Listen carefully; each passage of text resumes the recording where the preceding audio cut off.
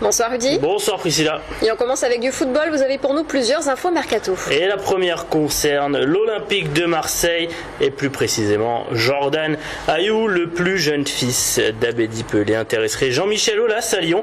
Après sa belle saison à Sochaux et sa Coupe du Monde tout à fait honorable, il semblerait que Marcelo Bielsa ne soit pas convaincu par Jordan. Ce ne serait pas le cas de l'entraîneur lyonnais qui lui ne pense que du bien de l'attaquant marseillais. Et à l'heure où on se parle, il n'y a aucun contact de vie avec le joueur et son entourage. Et c'est un joueur bien sûr qui a des aptitudes intéressantes et on a bien vu dans un contexte marseillais où il a eu du mal à s'exprimer, mais à Sochaux, dans un contexte qui n'était pas facile, une équipe qui allait jouer la relégation, il a réussi à être performant et surtout à être opportuniste lorsqu'il a eu les opportunités. Autre info mercato à Marseille, la piste Alexander Song. Alors là, c'est du lourd. Le milieu de terrain du FC Barcelone, rien que ça, intéresserait fortement Marcelo Bielsa. Pour rappel, Song, c'est une 50aine de sélections avec le Cameroun et des passages plutôt réussis à Arsenal. Et donc, Barcelone, ce serait là un gros coup pour le club phocéen. Autre info qui vient de nous tomber, Mathieu Valbuena, qui devait aller à Séville, apparemment des contacts plutôt avancés étaient établis et finalement Séville ne voudrait pas de Mathieu Valbuena.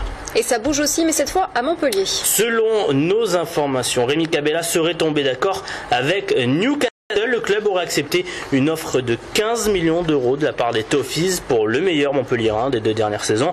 Autre grosse info du jour en matière de transfert européen, cette fois-ci, Luis Suarez, l'attaquant le plus dangereux de la planète tant par son pied gauche que par ses dents acérées, s'est engagé avec Barcelone pour un peu moins de 85 millions d'euros. C'est Liverpool qui se frotte les mains. Angel Di Maria, le joueur du Real Madrid, aurait quant à lui donné son accord à Manchester United qui débourserait 75 millions d'euros pour s'offrir les services du milieu de terrain argentin qui jouera une finale du Coupe du Monde ce dimanche. Justement, le Brésil, on y reste ? Ouais, avec un match pour la 3e place qui se jouera demain entre les Pays-Bas et la Seleção. Alors, si les joueurs de l'équipe de Scolari savent bien qu'une victoire ne suffirait pas à sauver leur compétition, un résultat positif permettrait d'atténuer un peu le sentiment de honte ressenti par les Brésiliens, comme nous l'explique leur joueur vedette Neymar.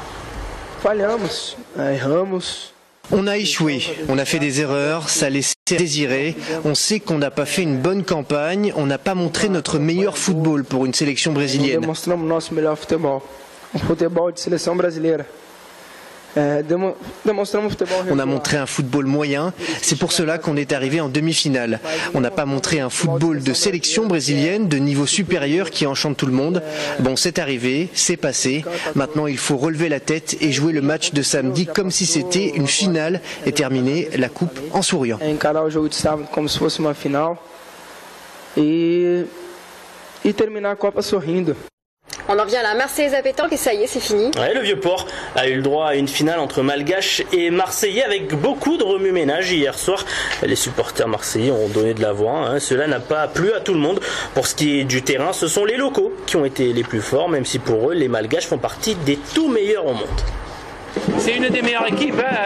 Les Malgaches, ils sont vraiment très forts. Et bon, c'est difficile à les battre. Et bon, là, on a joué très loin. Ça nous a réussi. D'habitude, on ne joue pas si loin. Bon, là, on a joué loin, on a dit, parce qu'on craignait quand même qu'ils nous fassent des grosses semaines à la pointe.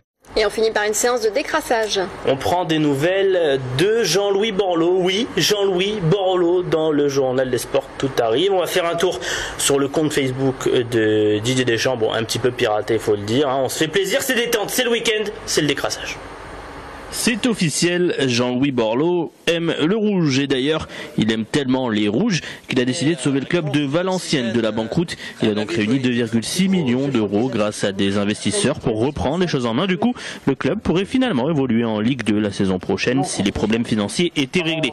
Initialement, la DNCG les avait rétrogradés en national et en prime, Jean-Louis Borloo devient président de VA pour la seconde fois de sa vie. Les troisièmes mi-temps risquent donc d'être bien arrosés. On peut refaire un tour sur le blog de Gonzague TV, connu pour ses détournements de comptes de réseaux sociaux. Et là, c'est à celui de Didier Deschamps qu'il s'en prend. Mythique.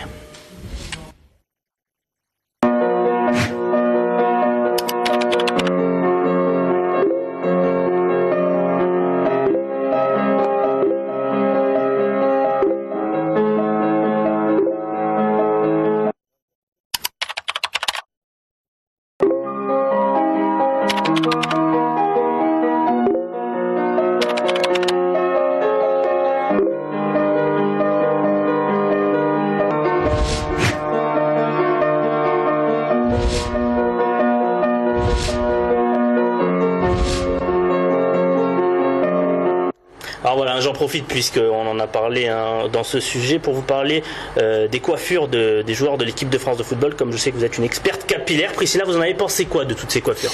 Pas forcément à tester. La préférée? Ah, je sais pas, elles sont vraiment toutes différentes, c'est très beau. Les filles en rasées, général, pas rasées, ouais, c'est Olivier Giroud en général. Hein. Ouais, pourquoi pas. Mais moi j'aime bien celle de Pogba. C'est vrai qu'il avait du talent. Ouais, du talent, surtout capillaire pour le coup. Merci beaucoup, Je vous en Olivier. prie, Priscilla.